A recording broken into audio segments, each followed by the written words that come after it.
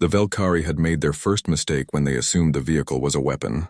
Their second mistake was destroying Tokyo to prove it. Commander Reeves stood in the ruins of what had once been the Shibuya crossing, her boots crunching over glass that had once been skyscrapers. The Velkari dreadnought hung in the sky like a dark promise, its shadow covering half the city. Around her, rescue teams pulled bodies from the rubble, some human, some not. The not were the remains of the K-7. It had arrived 3 months ago, a sleek obsidian vehicle that simply appeared in the Nevada desert. No ship, no warning, just there. The scientists had swarmed it immediately. Dr. Sarah Chen had been the first to touch it, and the K-7 had responded by opening its door. "It's not a car," Chen had said in her initial report, her voice trembling with excitement. "It's a person. A living, thinking being that happens to be vehicle-shaped." The K-7 had no visible weapons.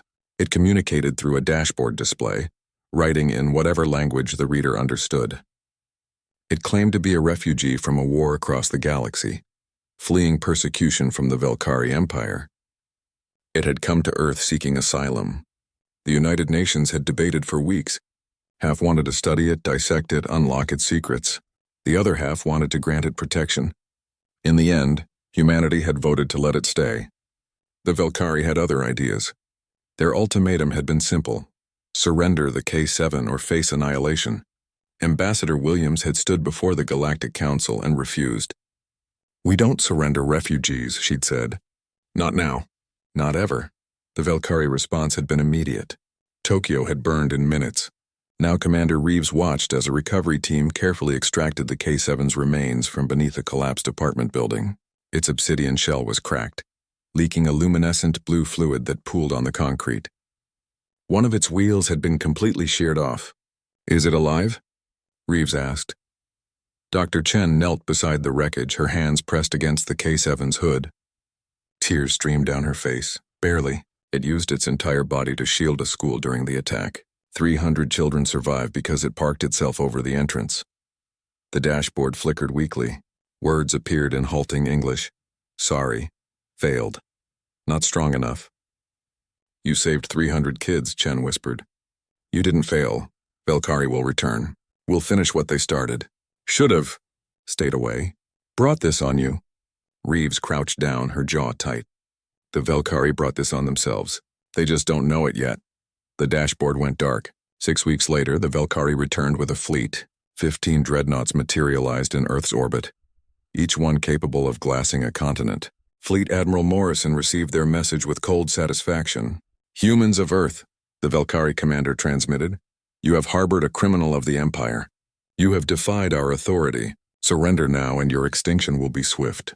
Resist and we will make an example of your species that will echo across 1,000 worlds." Morrison smiled. It was not a pleasant expression. "Negative, Velkari fleet. You made an enemy of the wrong species. You want the K-7? Come and take it." The Velkari fleet advanced.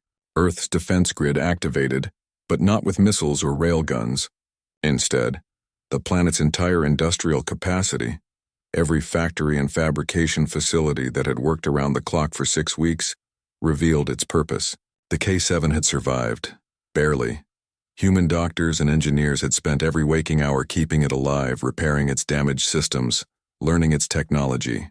But they hadn't just repaired it. They'd asked it a question: "Can we make more of you?" The K-7 had hesitated. Its kind reproduced slowly, carefully, each new consciousness taking years to gestate. But humans didn't have years. They had weeks, maybe days. "You can't make more of me," the K-7 had written, "but you can make copies. Shells without souls. They won't be alive, but they'll function." "Then teach us," Chen had said. "Teach us how to build you." Now, as the Velkari fleet closed in, Earth's answer roared into space. 1,000 K-7 variants launched from hidden bases across the planet. Not sentient, not alive, but piloted by humanity's finest. Each one was faster than any human-built fighter, more maneuverable than anything the Velkari had encountered. Their obsidian hulls absorbed scanner beams, making them nearly invisible. Their weapons, a hybrid of human ingenuity and K-7 technology, burned with directed plasma. And inside the lead variant, fused directly into its repaired core, the original K-7 watched through its sensors as humanity went to war. "Why?" it had asked Commander Reeves before the battle. "Why fight for me? I'm not even your species. Reeves had checked her flight harness and grinned. On Earth, we have a saying, you mess with someone under our protection, you mess with all of us. The Velkari wanted to make an example? Fine. We'll make one right back.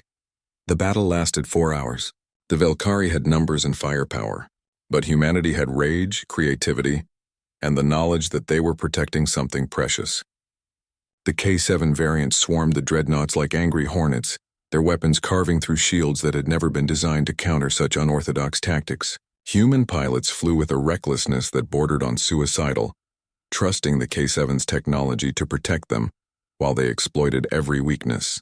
When the last Velkari dreadnought retreated through a wormhole, battered and burning, Admiral Morrison broadcast on all frequencies. Tell your empire this, Earth is now a sanctuary world.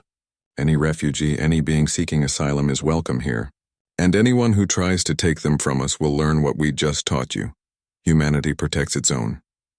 In the months that followed, the K-7 made a full recovery. Dr. Chen often found it parked outside her apartment, its dashboard displaying simple messages. Thank you. Want to drive today? You know I can't drive stick.